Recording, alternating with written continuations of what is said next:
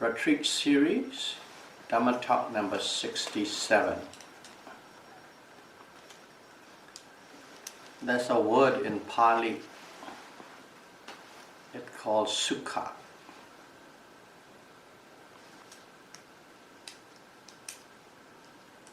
In English it can mean many different things. It could be pleasure, joy, happiness, calm, tranquility, bliss, peace. That whole range of the meaning covers under the word Sukha.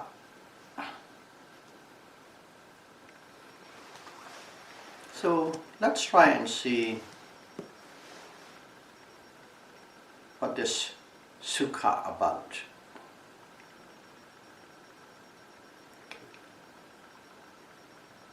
We all live our lives, our existence. In our life, what are we doing? In a nutshell, we are always doing something so that we can be comfortable and we can be happy. That's what we are doing. The final product is happiness. So pursuit of happiness, that's what our life is all about. So this happiness, how do we get it?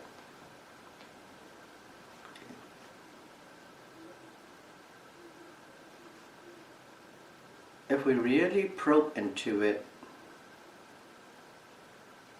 we're happy when we get something that we want, we like. We are happy when something goes along the way we want it, we wish it. When something comes into an agreement with our view and attitudes. That's why we are happy. So in other words, you have to have something to be happy.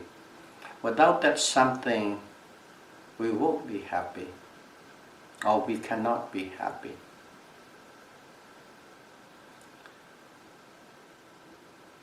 And how do we get this something? Something that we like, which means an object, okay? A physical object. We see that with our eyes.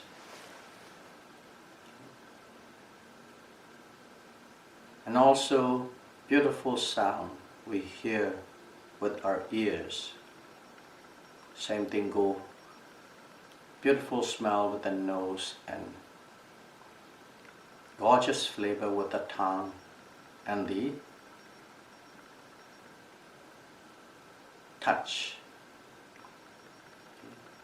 Nice, good feeling touch with our skin. And also thoughts and ideas of our desire with our mind. There are 6 sense bases. These 6 sense bases have to have a 6 sense object correspondingly. And whenever we come in touch with the 6 sense object of our desire and our likes and our beliefs and attitude, we are happy. So basically, 6 sense pleasure give us happiness. 6 sense pleasure. And that's all that is.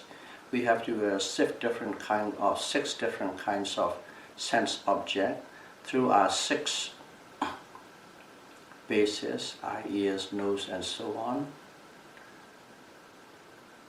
We come in contact with what we like and we get happiness, comfort, pleasure.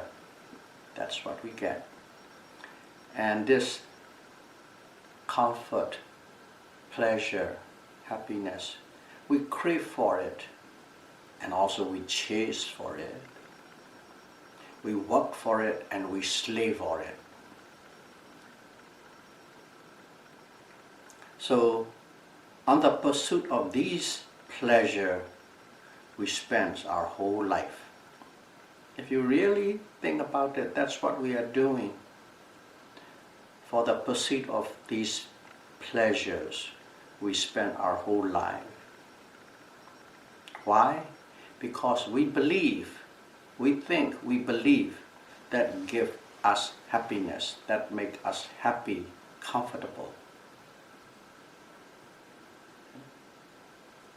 And we are happy or joyful once we have what we want and what we like. And then once we possess that, suddenly we are worried that we might lose it. You have the things that you like, but along with it, we worry that we might lose it. And also, the thought of losing it gives you anxiety. So trying to maintain it you maintain it not to lose it with anxiety.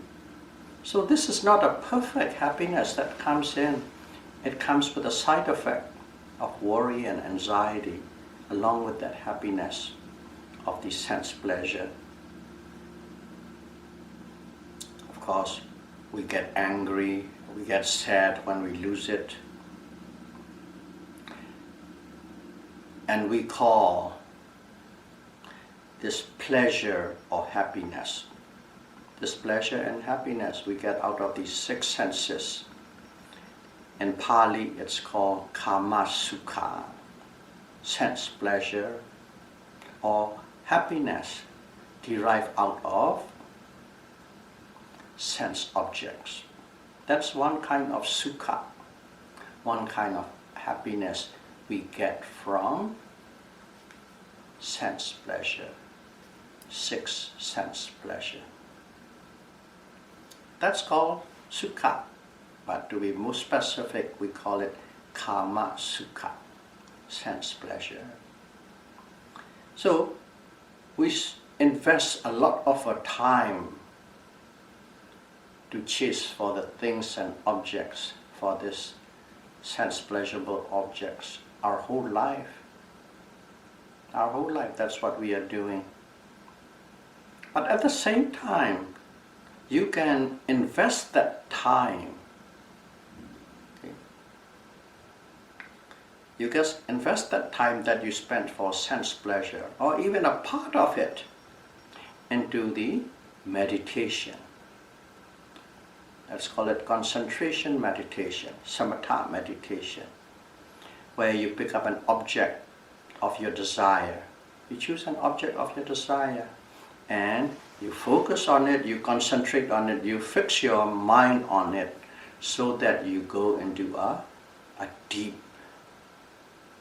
concentration, or you attain jhanic concentration.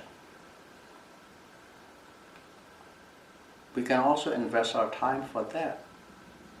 But to carry out this, to carry out this work requires 5 strong and wholesome mental factors. You simply cannot just do it because you want to invest time for pleasure, not for this. So to do this, you need 5 strong and wholesome mental factors, which are 5 of them. The first one is called saddha, confidence in what you're going to do. And second is chanda, great desire to do. And the third is viriya, effort and energy. And the fifth is sati, mindfulness. And the fifth one is samadhi, concentration. Saddha, chanda, viriya, sati, samadhi. You need these 5 mental states. You have to arm yourself with those things. And if you have these 5 strong, wholesome mental states. You can get this kind of a deep concentration or jhanic concentration. And this jhanic states will bring you calm. Okay. It will bring you a state of calm. And also it will destroy kilesa, mental defilements. This deep concentration will bring you a state of calmness and destroy mental defilements. And once you have to that stage, you can say that you got an upper hand over the 5 hindrances, Pincha Nivarana. Once you have the deep concentration, you have an upper hand onto the Pincha Nivarana, 5 hindrances. And then this calm will bring out happiness. It will bring out happiness and then tranquility, tranquil feeling. Or you can call it bliss, happiness, tranquility, bliss. It will arise out of it. And that is, you meditate, deep concentration, you got calm, destroy kilesa, happy, tranquil, and feel blissful. And that happiness is called Samadhi Sukha. The first one is Kama Sukha. Based on the sense object, pleasurable object, you get happiness. This one is based on the mental concentration. You get a certain kind of happiness. So this one is called Samadhi Sukha. And this Samadhi Sukha, happiness, brought about by the mental concentration, concentrated mind. That happiness many times, many folds greater than the Kama Sukha.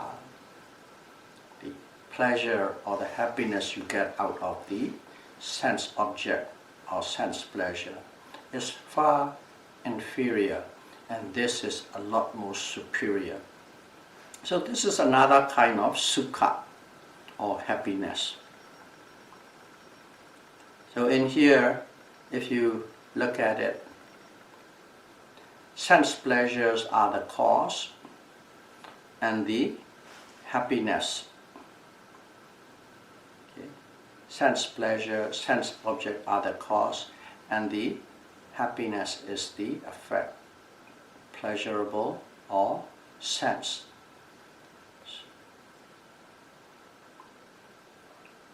Pleasure, happiness, Kama Sukha is the effect. And in here, okay, absence of the sense pleasure is the cause. Samadhi Sukha is the effect. You cannot get this Samadhi Sukha, concentrated happiness due to concentrated mind, without abandoning the sense pleasure. They cannot coexist. One must abandon the sense pleasure to get or attain this Samadhi Sukha.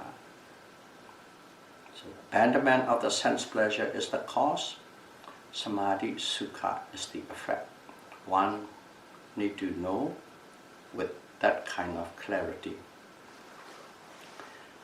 Okay, we talk about invest our time in the sense pleasure, invest our time in a concentrated meditation, samatha meditation.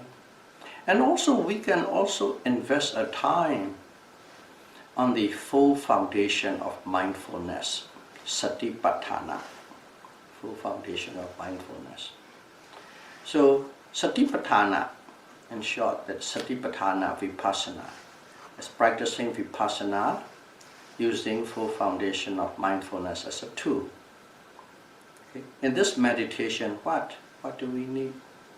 We need a ardent mindfulness. Not simply mindful.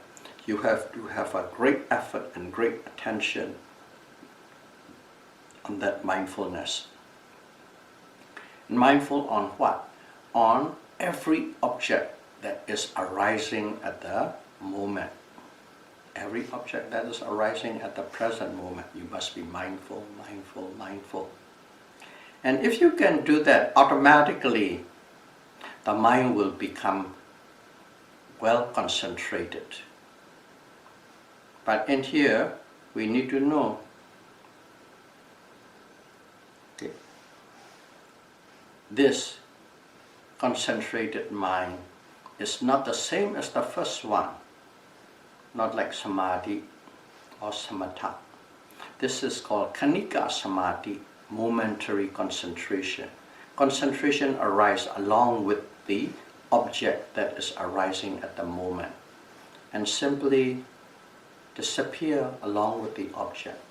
They call it momentary concentration or khanika samadhi.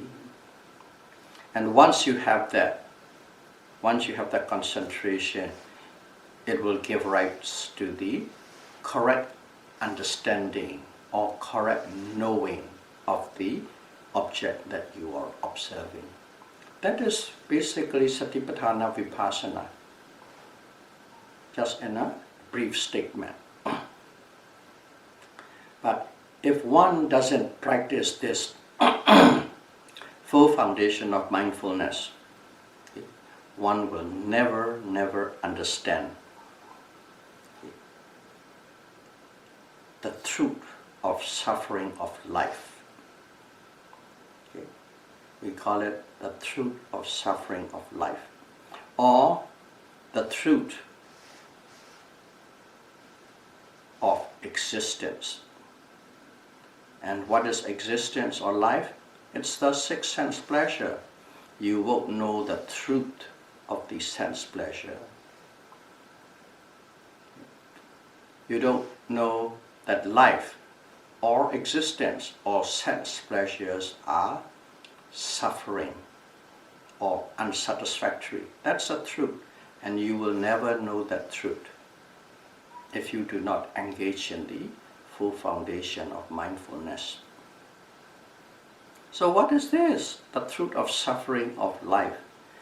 Basically, it's the first noble truth, dukkha sissa, the noble truth of suffering.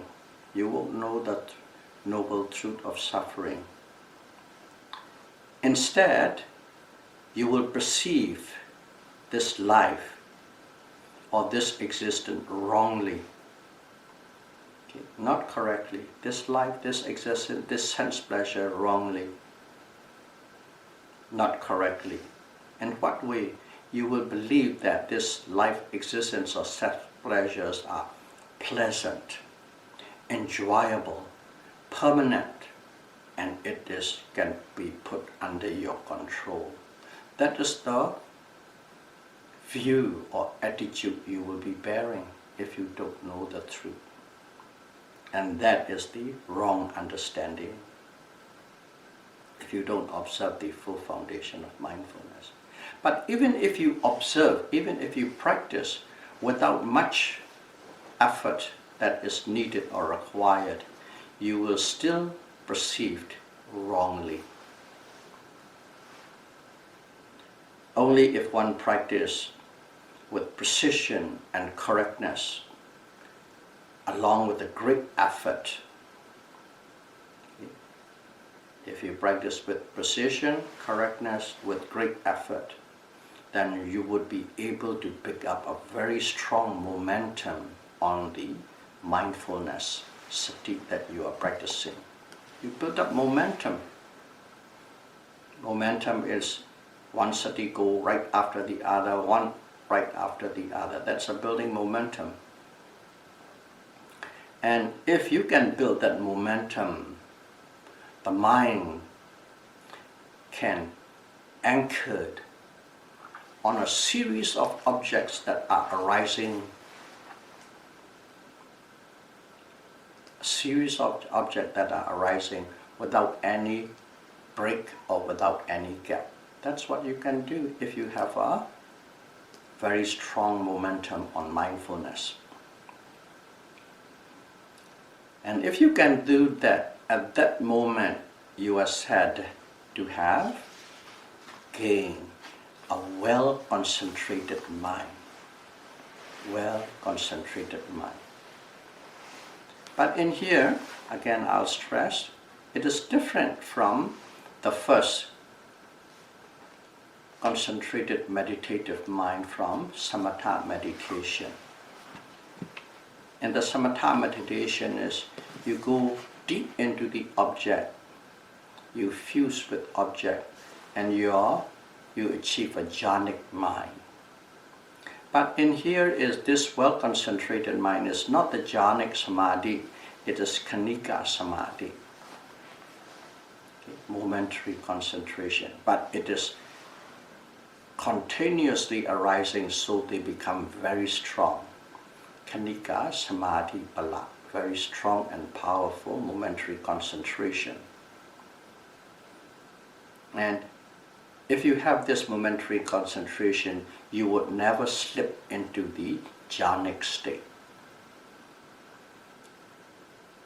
So that is what full foundation of mindfulness, if you are doing. And if you keep noting, if you keep the practice on continuously, what happens is you are observing the objects. You will become acutely aware of the nature of the mind and matter. What it is mind is one thing, matter is another.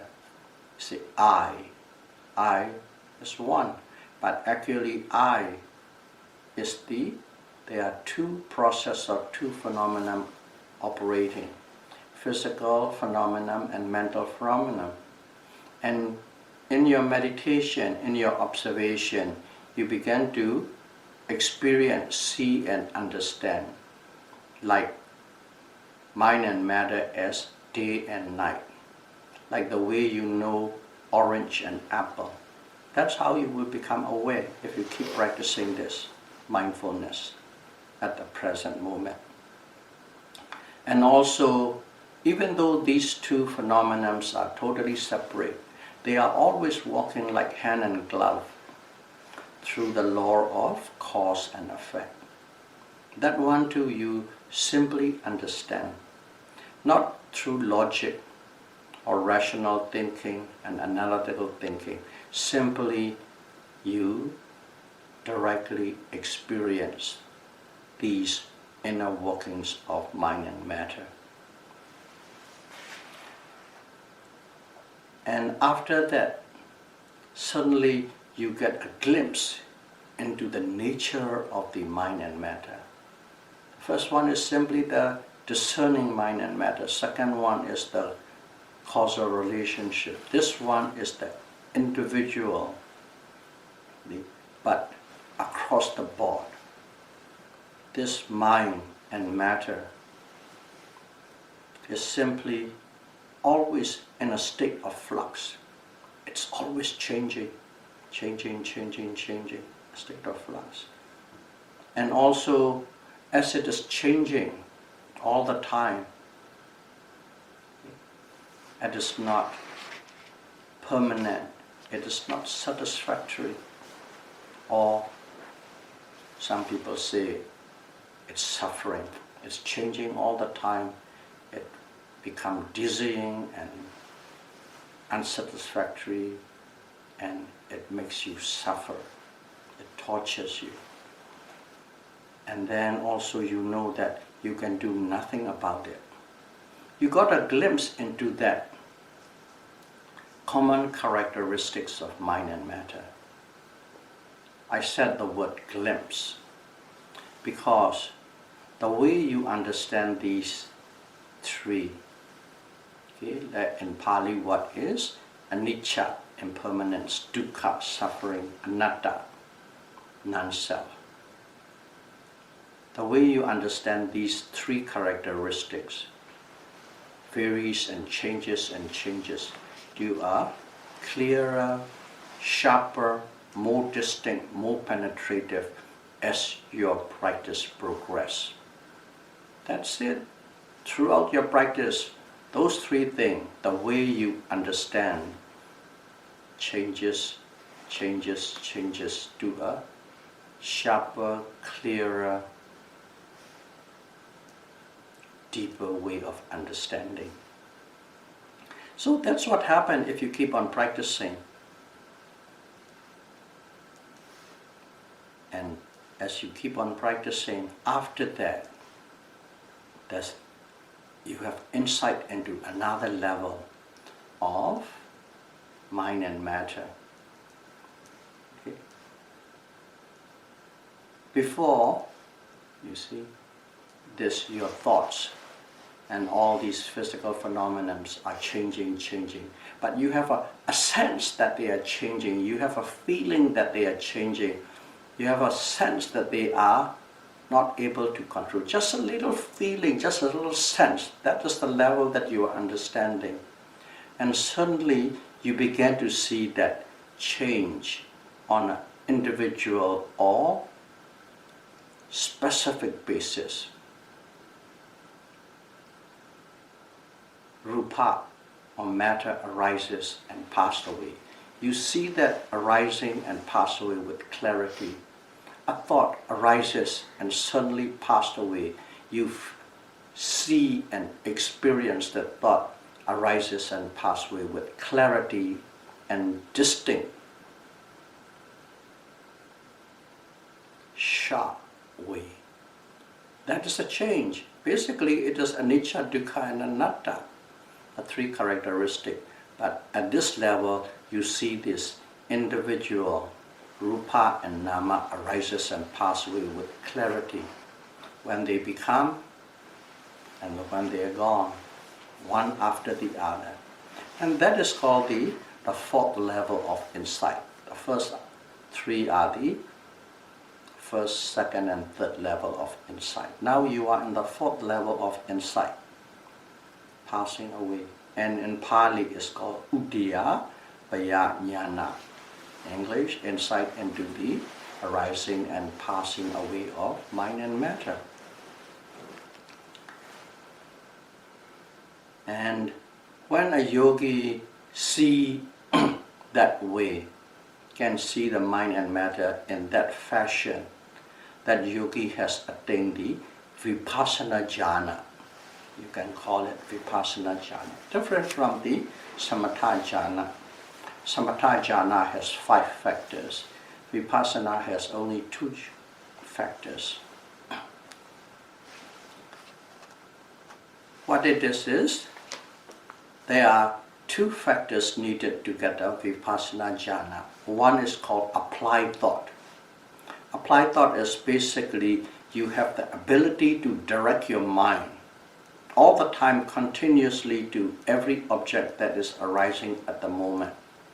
You direct. In other words, you aim. You aim and trigger, aim and trigger. You have the ability to aim without missing any object. That's one factor, applied thought or aiming. In samatha meditation, we call vitakka, applied thought. And another one is called sustained thought. Sustained thought means you have the ability to be with that object that just arises with it without taking any detour, to be with that object till it passed away. You stay with it. You stick with it. And some people translate as you rubbed with that object till it disappears. So those 2 factors, you are be able to constantly apply or aim at the object of arising and stay with it till it disappears without taking direction to any other object. It's called vipassana jhana. So when you have that insight knowledge of arising and passing away of the objects, you have this vipassana jhana. At that moment, the practitioner, the yogi, has no hindrances, mental hindrances.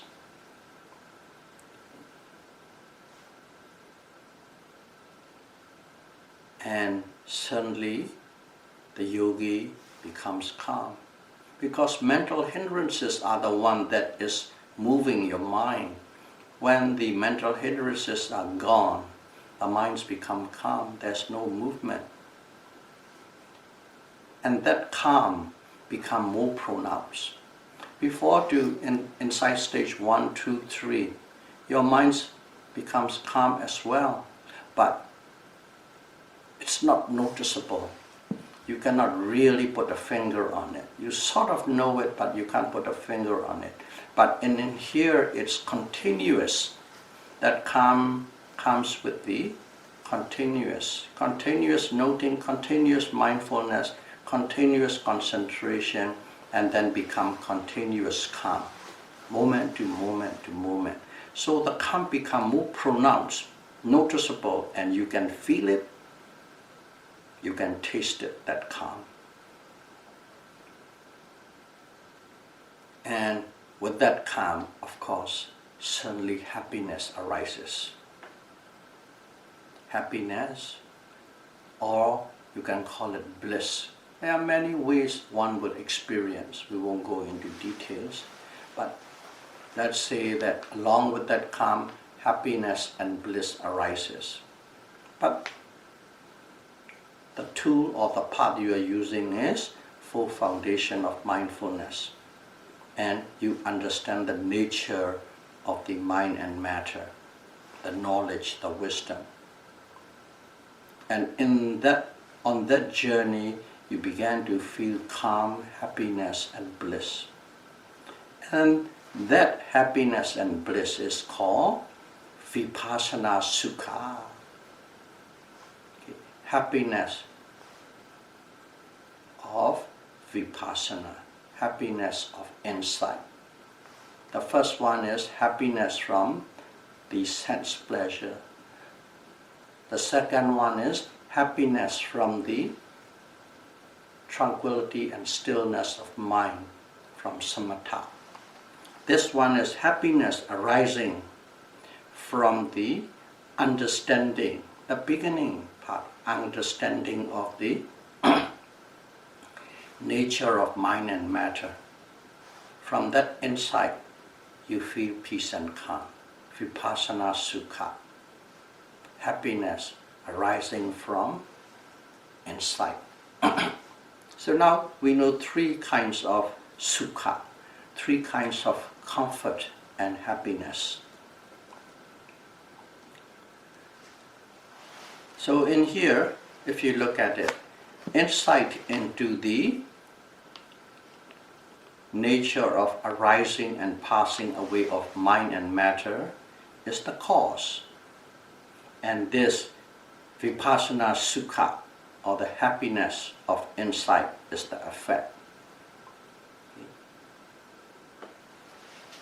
Insight into udiyapayana,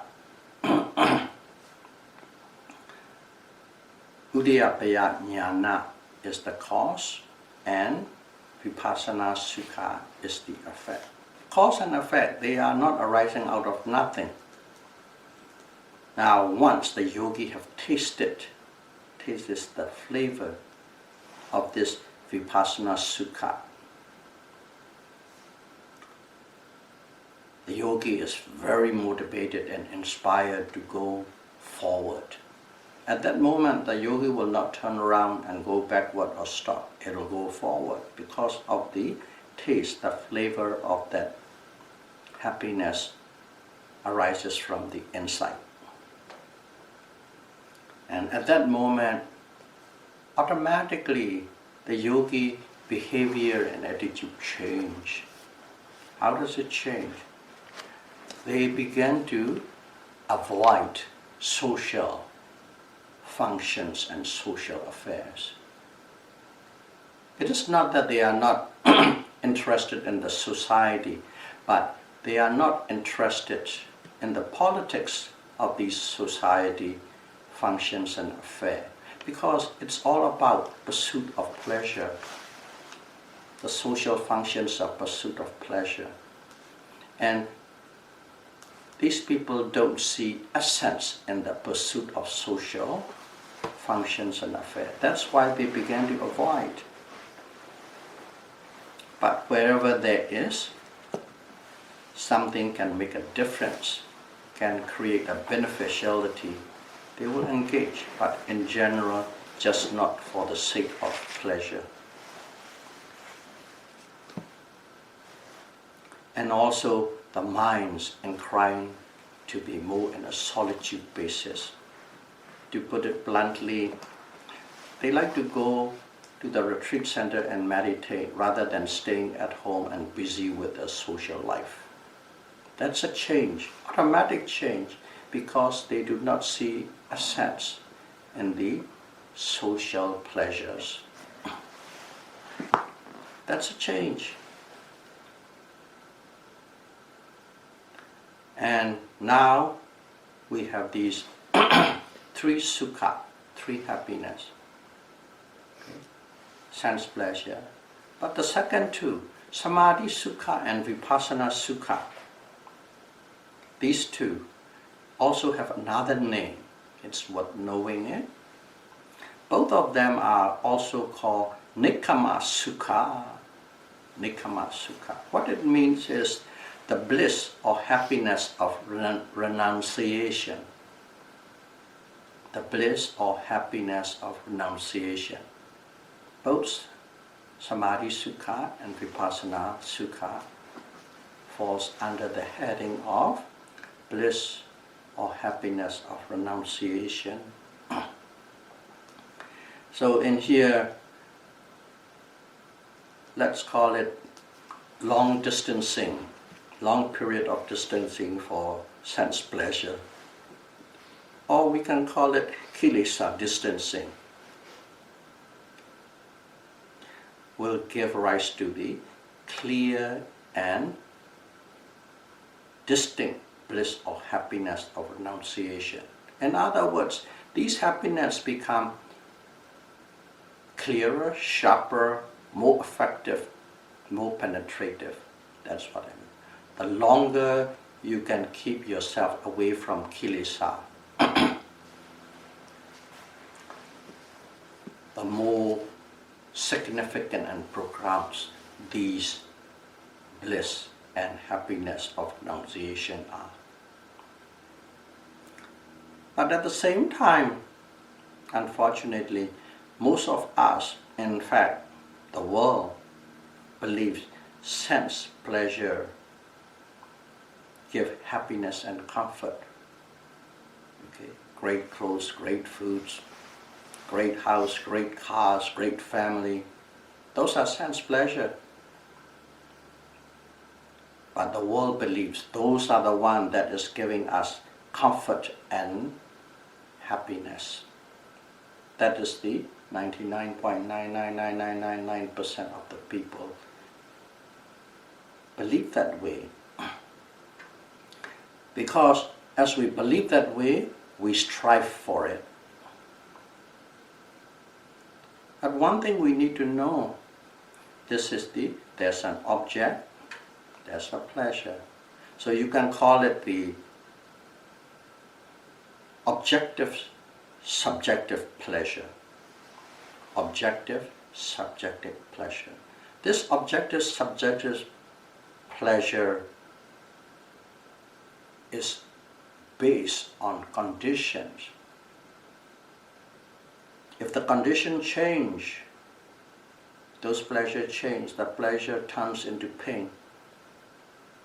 The pleasure turns into suffering if the condition changes. If you can maintain that condition, of course the pleasure will be there, but you can't control.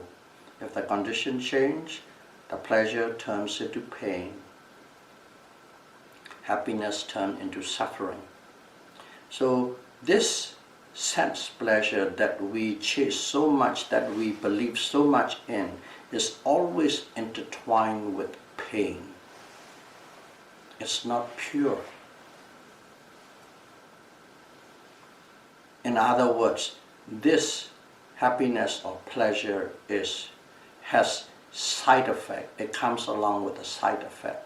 Just like some antibiotics, it cures something, but at the same time you have to pay for it with a side effect.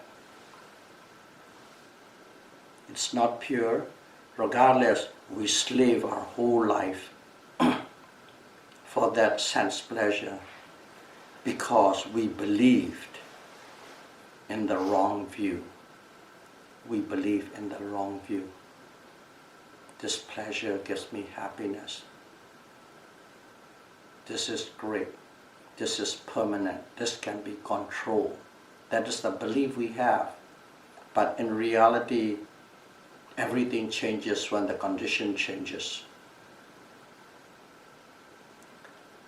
And in those periods, the mind moves with lust in the pleasure. The pleasure is just simply a pleasure, but when you have greed on it, when you have craving on it, when you have lust on it,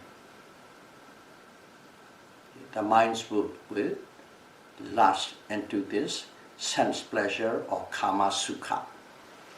Kama sukha, the minds go with the raga and lobha.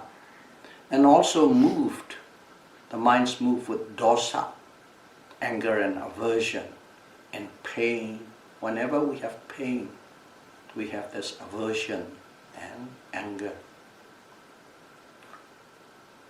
So this kama sukha, or in other words, pleasure and pains, they are always interchanging all the time.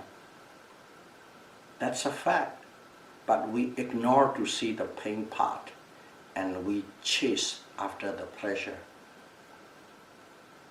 Because in a society, the norm or the standard, acceptable nature of the society is, if we don't have possess things that makes us pleasurable, or events that makes us pleasurable and excitable, if we don't have these things, we are a loser.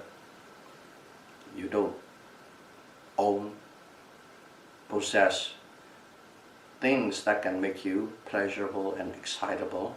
That means you are a loser in life. That is a society standard. That's the environment we are operating and living in. But one thing is this nekama sukha, the happiness of renunciation. It has no contact with sense pleasure at all. It's not based on sense pleasure. Not only it's not based, has no contact with sense pleasure. But what it has contact is, it has contact with calmness, stillness, and tranquility. Those mental states are the one this nekama sukha is in contact with. It's not based on sense pleasure and sense object. It's based on the mental state, calm, still, and tranquil. They even give a word in here, avedika sukha. You know vedana? Vedana is feeling and sensation. Avedika is no feeling, no sensation. Sukha, happiness, where there is no feeling and no sensation, no vedana. That is what another name for nekama sukha. Avedika sukha. It is not based on sense object, but one thing is, unfortunately, most of us think this avedika sukha, non-feeling, non-sensation, happiness, it's not real. it is hokey pokey. Okay. It's a bunch of baloney hot air. That's the way we believe, the society believes. This is not real. But what is real is this pleasure of senses, or kama sukha in Pali. Pleasure of senses, that is real. This non-feeling, non-sensation happiness, not real. That's the way we think, we believe. Because of that, we spend our whole life chasing after the pursuit of happiness given by sense object and sense pleasure. That's most of us do. So, if I have to quote, in the scripture it is written like this. Okay. One who is chasing after sense pleasure is a fool. They dub it with the word fool. A fool always chases after the sense pleasure.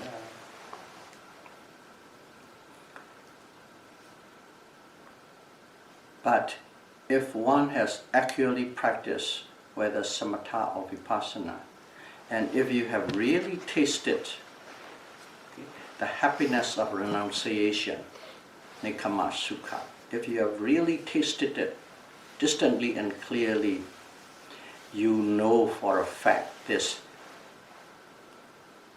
pleasure of the senses are not real. They are just fleeting, changing with every conditions, changing. They are intertwined with pain. They are intertwined with side effect and suffering. If you have tasted the true happiness of renunciation, you will clearly understand that, know that. So in here, we are practicing Satipatthana Vipassana, and the objective, to put it in a different way, the objective is to gain happiness, to gain bliss, to gain peace. That's the objective. But without any sense object and sense pleasure. In general, the objective is to gain happiness, bliss, and peace. But one thing was, in here, the yogi, the practitioner, has to develop 5 controlling mental faculties. Okay? 5 controlling mental faculties. Confidence, effort, mindfulness, concentration, and wisdom or insight. You have to develop these 5 powerful and balanced, the key word is balance, these 5 conditions or 5 mental factors. You develop in such a way that you can experientially understand the true nature of arising and passing away. To get that arising and passing away, to clearly taste that, know that, understand that arising and passing away, you need the powerful 5 controlling mental faculties in a balanced state. And at that point, when you have experienced at that point of arising, knowing and understand the arising and passing away with clarity, okay, the yogi has tasted the first time the true flavor of happiness and bliss, of renunciation. In this case is vipassana sukha. Happiness from inside, not happiness from jhanic mind. This is happiness from inside. That's the first time he ever tastes without any doubt. And at that moment and onward, what is changing in that yogi is the resistance or ability to withstand the 8 loka Dhamma, or you can call it the 8 highs and lows stresses of life. It becomes stronger. Your withstanding ability to withstand, your resistance becomes stronger. And also wise attention, yoniso manasikara, wise attention, becomes sharper and quicker. You know every situation, size up, and you know what to do rightly, correctly, and effectively, very quick, very sharp. Even to the point of almost like being intuitive. That also is increasing. That's what is changing in the yogi when you have starting with the insight of arising and passing away. Resistant to 8 loka Dhamma and the stronger wise attention. So from then onward, the yogi keep on practicing this full foundation of mindfulness. He doesn't stop with arising and passing away. He doesn't stop with all these great feeling and pleasure, but he keep practicing, because whatever, even the happiness arises, you observe the happiness till it is just dissolved. You have bliss. You observe the bliss till it dissolves. Everything is, you must see that they are impermanent. You keep practicing, and you progress in your insight level. That's arising and passing away is insight level 4. Then 5, 6, 7, 8, 9, 10, 11, you progress and you progress. You progress means you understand the nature of the mind and matter, the true nature of the mind and matter in a clearer and sharper way, and anything that is related with it. It will continue. And then you practice so much, you reach the mature point. You reach maturity. Maturity, in here I will express as you have experienced the cessation of mind and matter. You're practicing, you're alive, you're not dead, but you reach a state where the mind ceases to exist. When the mind ceases to exist, rupa, matter, also ceases to exist. Cessation of mind and matter. You reach that stage. That is called maturity of insight. Cessation of nama and rupa, mind and matter, are popularly known with the word called nibbana or nirvana. Cessation of mind and matter is nirvana or nibbana. You realize that. You realize that state. When you realize that state, you also realize the supreme bliss or supreme peace. Bliss or what is that? Sukha again. Supreme bliss or supreme peace. That is what you will be experiencing or realizing. And that supreme bliss or peace is called in Pali Ajanta Santi Sukha. Ajanta Santi Sukha. Supreme bliss, supreme peace. Where all mental defilements, lobha, dosa, and moha, mental defilements, before they are destroyed, but they can always pop up again. But in here, at this level, when you have supreme peace, these mental defilements are totally uprooted. They can never arise again. Only when the mental defilements can never arise again, you experience this Ajanta Santi Sukha, supreme bliss. So there's another kind of Sukha or happiness. Kama Sukha, happiness from the sense pleasure. Samadhi Sukha, happiness from the well-concentrated, deeply concentrated mind. Vipassana Sukha, happiness arising out of the insight into the nature of mind and matter. And finally, Santi Sukha, it arises from the cessation of mind and matter. So those are Sukha or happiness. So in here this Santi Sukha, supreme bliss, attainment of Arhata Padmega. Arhat is the fourth and the final, the highest noble person. Arhata path is mega, wisdom is jnana. Arhata mega jnana.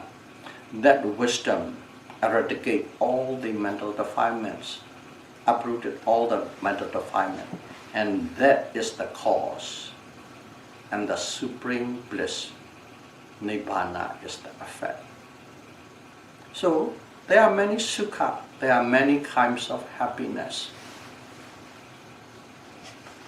Which one do you want? That's a question you need to ask.